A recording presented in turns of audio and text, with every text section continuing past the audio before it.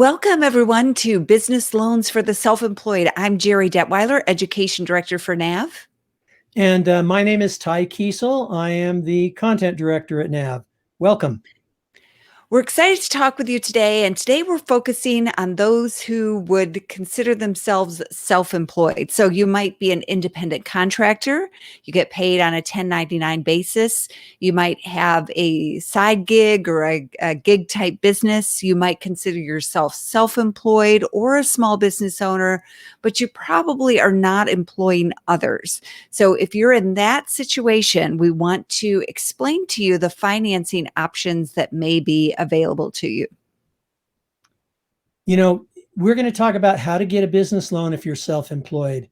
There are some challenges to overcome and some best practices that we are going to talk about. For example, if you need to be able to verify your income, it will make getting small business financing easier for you. We saw this as a big problem with the PPP. A lot of small business owners that applied for PPP funding couldn't verify their income, and it made it hard for them. So we want to talk about that. Best practices: you want to try to maintain a personal credit score of 600 or higher. For most small businesses and for just about every small business in this category, your personal credit score is always going to be a factor when you apply for business financing. And in my opinion, 600 is at the bottom of the scale. You want to try to get as close to 700 or better as you can.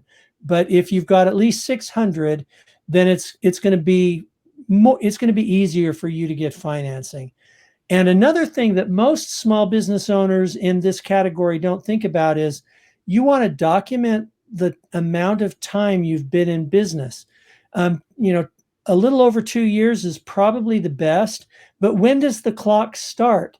Maybe if you were starting a brand new business today, the clock could start when you apply for your business license, when you get your business checking account. There are lots of ways to do that, but you want to be able to document that you have been in business for X number of years. Even if during the first little while you're not making income, that doesn't matter. You want to start the clock ticking as early as you can. And also, business lenders are going to be looking at your revenue, and they're going to want to validate that revenue with business tax returns and business bank statements. So you want to make sure that you have those records in order when you go in and apply. Yeah, I can't emphasize enough how important it is to open and use a business bank account for your business revenues. And then when you take money out, you pay yourself, and then you personally can pay your business expenses. But as Ty mentioned, during the pandemic, we saw a lot of small business owners, independent contractors, gig workers who had a really hard time taking advantage of the government stimulus programs for small business because they didn't have those records. And it's going to make your life so much easier when you finally get to that point where you're truly separating your business and personal finances. It's going to be easier for bookkeeping, for taxes. It's going to be easier to see how much you're really making. So again, you can get a business bank account. It's not that difficult anymore. There are some banks that do have some hoops to jump through, but there are some online banks. If you don't know where to find them, come to NAV. We'll be happy to share some resources with you. But there are banks where you can open it up fairly easily. And then once you do that, then any kind of revenue that comes into your business should flow through that bank account. Then you pay yourself and you personally pay your expenses. Just going to make things so much easier for you. So I'll reiterate what Ty said there. Now, we do want to talk about some specific types of financing for you to consider. We're going to talk about business credit cards, and we'll go into more detail about these in just a moment. But this is probably one of the most popular types of financing for self-employed. Now, we know about them for convenience and points and rewards and all that, but they're also a very popular source of financing. We'll talk about those in just a moment. Lines of credit.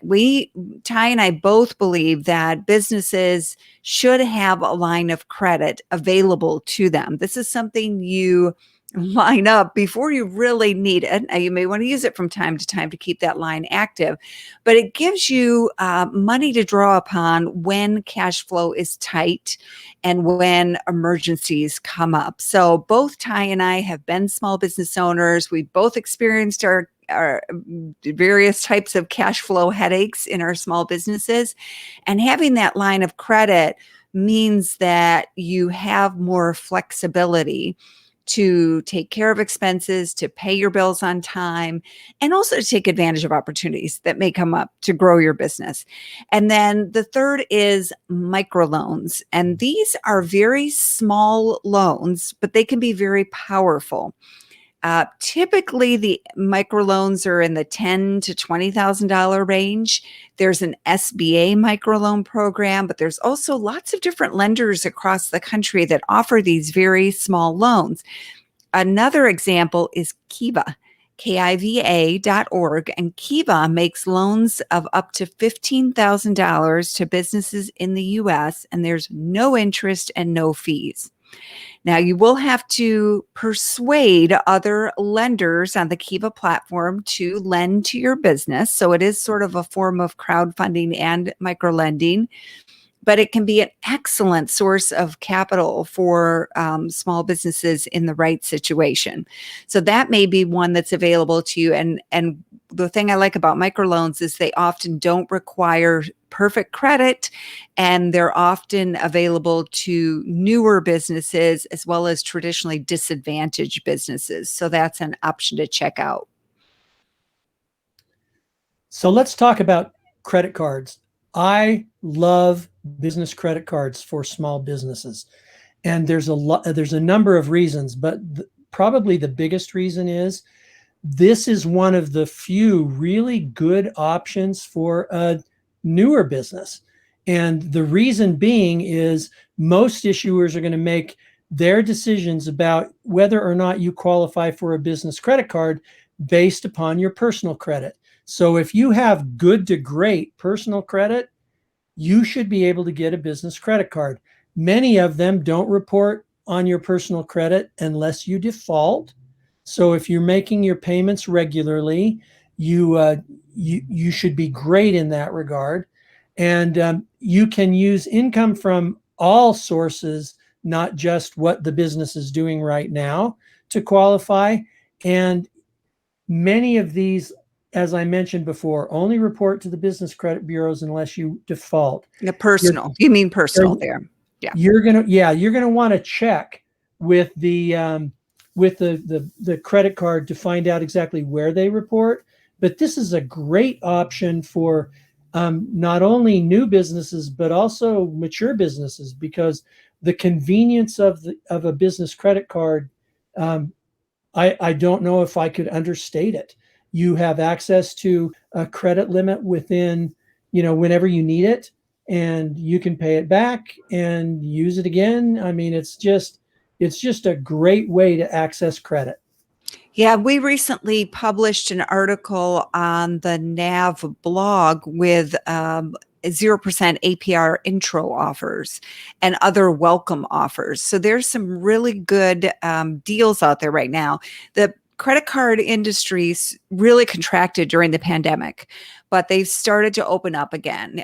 You generally need to have at least good credit. So at least in the probably 650 range or above for most credit cards. I think we have a couple in our marketplace that do go below that.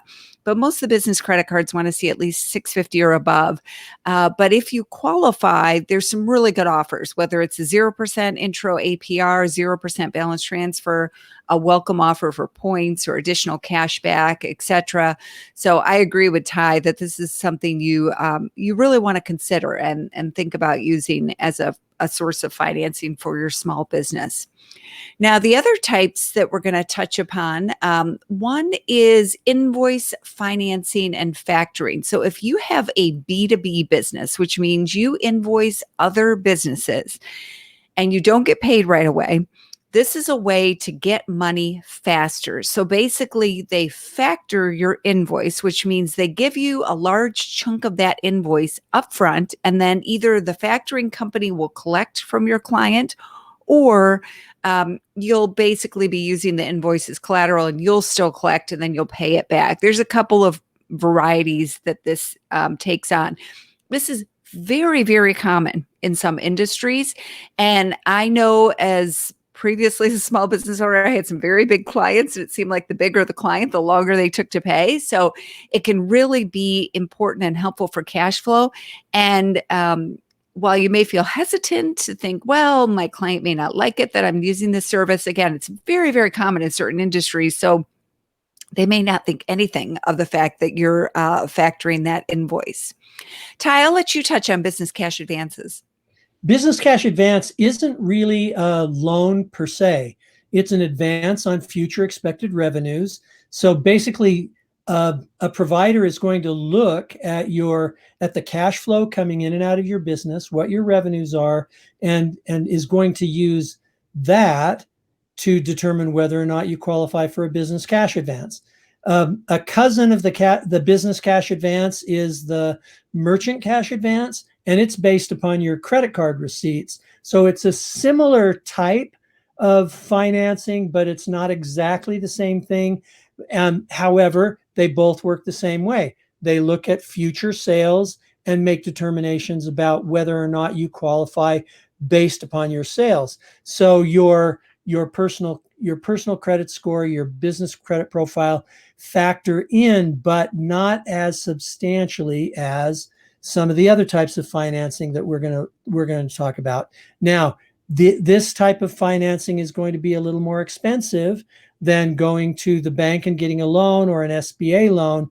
However, they are able to respond quicker. So if you need cash tomorrow, this is an option that you may want to consider.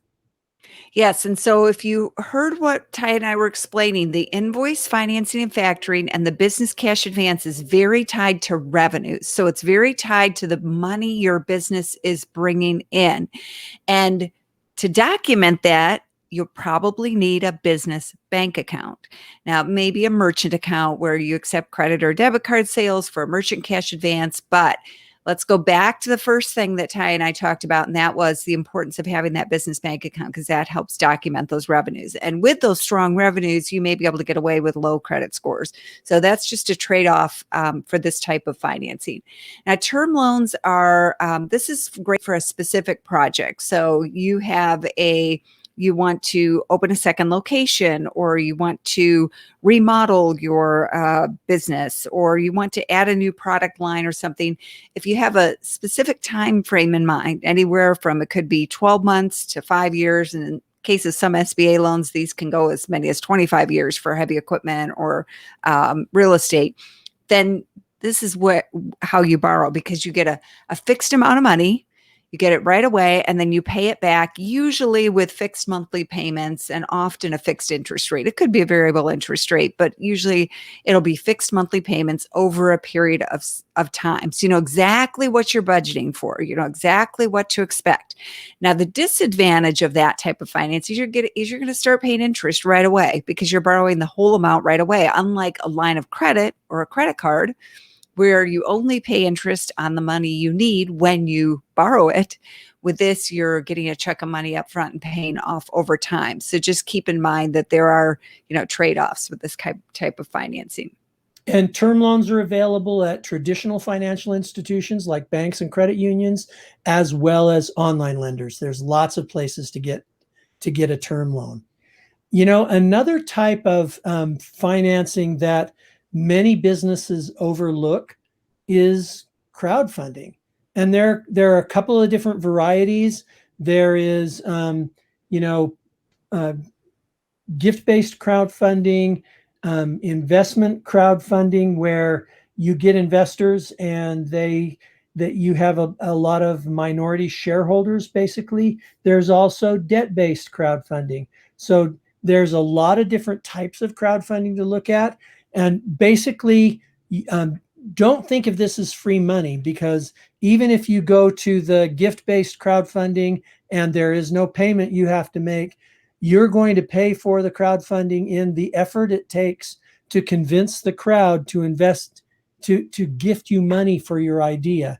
But this is a great way for a lot of early stage businesses to access capital, but it's also a great way for a business maybe launching a new product, because you can introduce your product to the crowd, and you're going to find out pretty quickly whether or not it's got legs and will gain traction in the marketplace.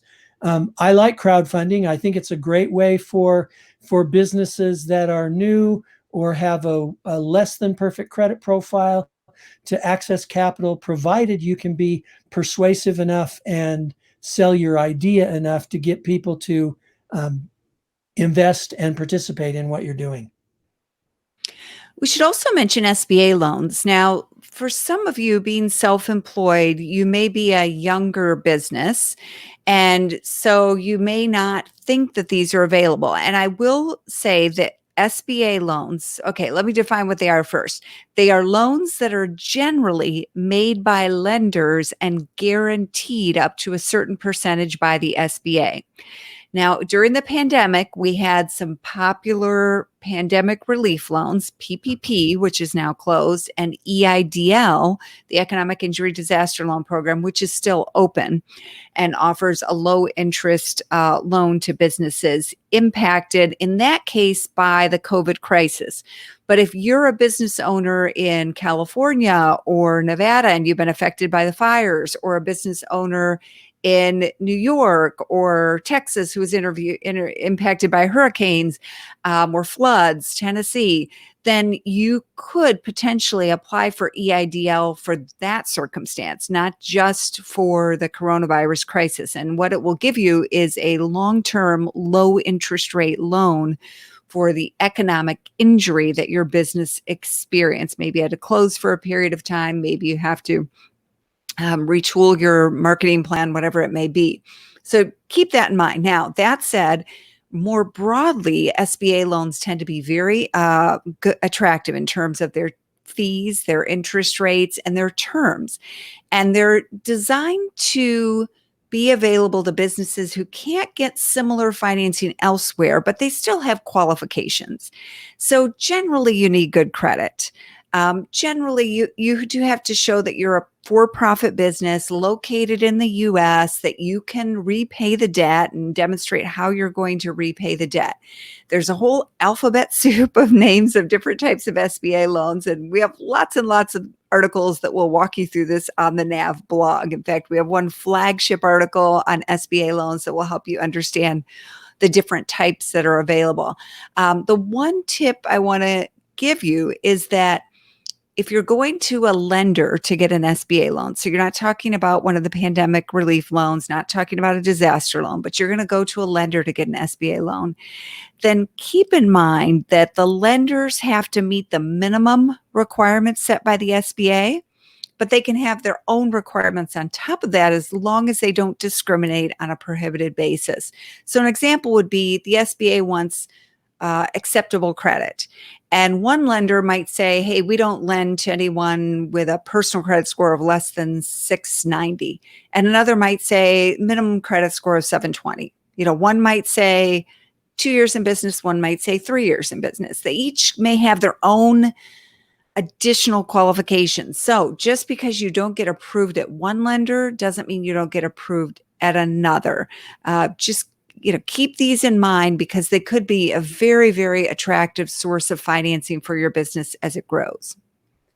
Most people don't think of this in terms of small business financing, but I'm of the opinion that vendor terms are the most misunderstood and underestimated type of borrowed capital that is available to small business owners.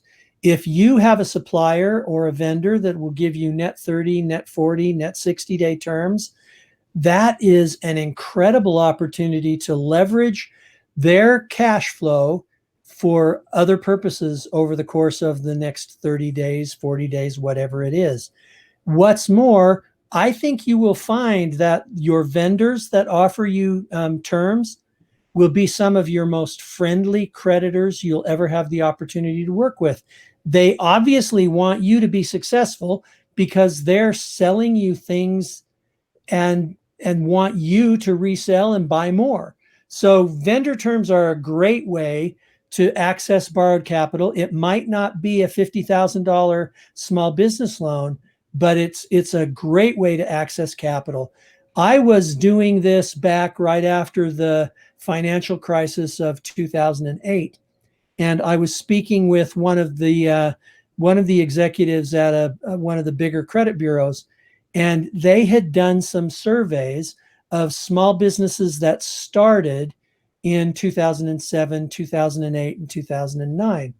And the successful businesses, I think this was around 2010 or 2011 that we had this conversation, but the successful businesses in 2010, for example, both shared a trait in common, and that was they were leveraging vendor terms and they were leveraging business credit cards.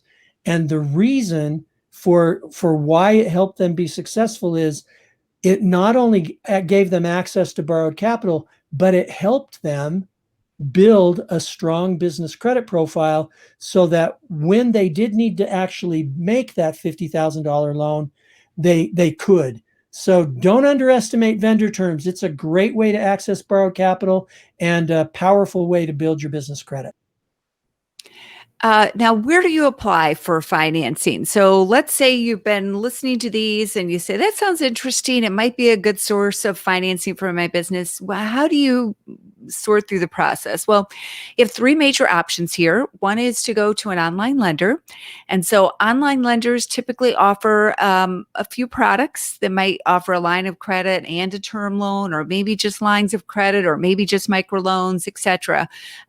The advantage there is that some of them are pretty upfront about their basic requirements in terms of minimum credit scores. It might be in terms of time in business, etc. Some do a better job than others with this, but you might be able to take a quick look and say, yeah, I'm likely to qualify for that. And they're often, very fast to fund. So sometimes in hours or days. And so that may be an option for you. Ty, do you want to touch on banks? Yes, banks and credit unions are the traditional place that small businesses for the last 100 or more years have gone to access financing. When I had my own business, online lenders didn't exist, and banks and credit unions were the only place in town. They're going to have higher qualifications, higher credit qualifications. It's going to take longer. If you need cash in the next few days, a bank or credit union is not the place to go unless you have a line of credit that you can access quickly. But they often are going to have some of the lowest rates. So what you pay for in convenience with an online lender and speed of response, you're going to get a cheaper rate at a bank or a credit union. They're great places to go if you qualify. There's nothing wrong with a bank or credit union. In fact, if I could wave a magic wand, I think that the community bank relationship is one of the most important relationships a small business owner can have, provided they meet the qualifications of the bank and can build a relationship with the banker. And then finally, online marketplaces. So this is what we do at NAV, and this is where we bring the options to you. So rather than you going trying to find the options that may be available, the marketplace will share with you the options that may be available to you based on your qualifications. So this can be a way to quickly compare different financing options and see which ones you qualify for. And that's what we do at NAV for free. So let's recap some tips here that we want to leave you with as you look for financing for your business if you're self-employed. The first one, we will mention it again, get a business checking account and use that strictly for your business. Can't emphasize how important this is. In my view, it's as important as good credit. A business checking account and good credit are the two fundamentals you absolutely need. Consider incorporating your business or forming an LLC, an S corporation, or other legal business structure. Lenders, Most lenders won't disqualify you if you're a sole proprietorship. However, this a formal entity for your business will make you look more attractive to a lender. And you know, nobody gets into business because they're excited about this kind of stuff. But if you can get your financial house in order, your accounting and bookkeeping is up to snuff, and you have a legal entity that is doing business with a check with the checking account and all those other things, it will help you. Yeah. And finally, utilize your NAV account. So again, this is free, nav.com. It's free. It's going to match you to financing options. And so each time you log in, you can see what's available. And as new lenders come on, if they match particular profiles, we show the match. So that's our goal, is to make that information available to you so you can get the financing you need when you need it. Now, also be sure to check out our other webinars, including business growth strategies through the business financing, that goes into more detail about the business financing things, the types that may be available to you. We also have presentations on trade credit or vendor terms and other types of small business financing that may be helpful to you. We hope you found this helpful today, and we are happy to answer questions. So don't hesitate to reach out so we can help you as you grow your business and get the financing that you need. Thanks for joining us. Thanks a lot.